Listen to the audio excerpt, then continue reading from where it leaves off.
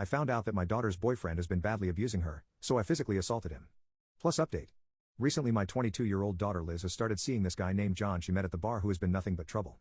Since they started dating she hasn't allowed me to go visit her apartment all that often, and usually when she does she makes me tell her days in advance. I have met her boyfriend on a few occasions and to be honest I did not like him. He was very rude to both me and my daughter and I had to check him a few times. Now, a huge problem I have is that whenever I see her, she always wears clothing that would cover most of her body and has a lot of makeup on. She has never worn makeup before, so it struck me as odd and I became suspicious. When I asked her about John she got defensive and invasive about it. Almost like she was scared of him. Recently I have seen new bruises appear on her arm and neck area. She has tried to cover it up but I've noticed it. I have asked her about them and how she got them and she would give those cliché excuses such as, "Oh, at work I hit myself," or "I fell while biking." I was not born yesterday and immediately found it suspicious and called her out on it. She got angry and told me to let it go and not worry about it. I suspected that John was responsible. Ever since he came into her life she has changed and now I am certain that he puts her hands on her. 2 weeks ago I paid her a surprise visit at her home and to no surprise it was John who answered the door. I let myself in and asked him where Liz was. She came out of her room and was shocked to see me. She wasn't covered up with many layers so I got to see everything. Every bruise, every handprint mark on her body.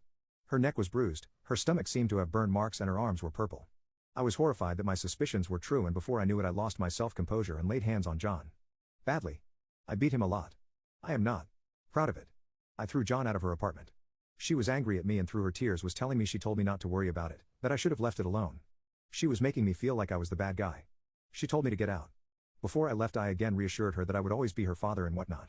It has been 2 weeks and each time I've tried to reach out to her she has been distant with me and has denied any invitation to dinner with me.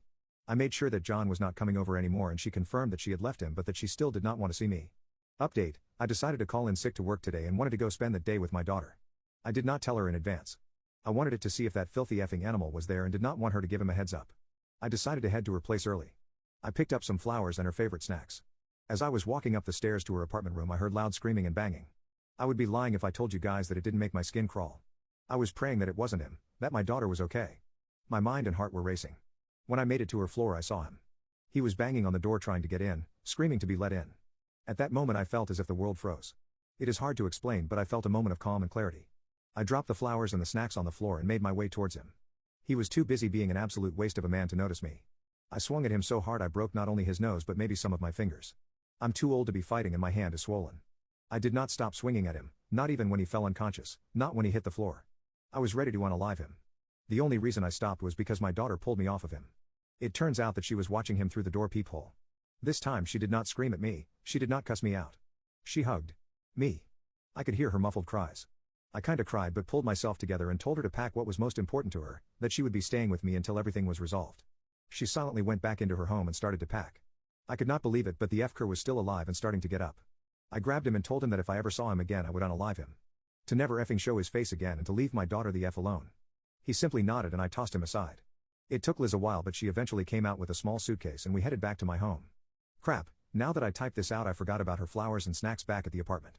She is now safe under my roof once again. At the moment she is doing fine and is cooking me my favorite meal while I sit on the porch drinking a beer and typing this out.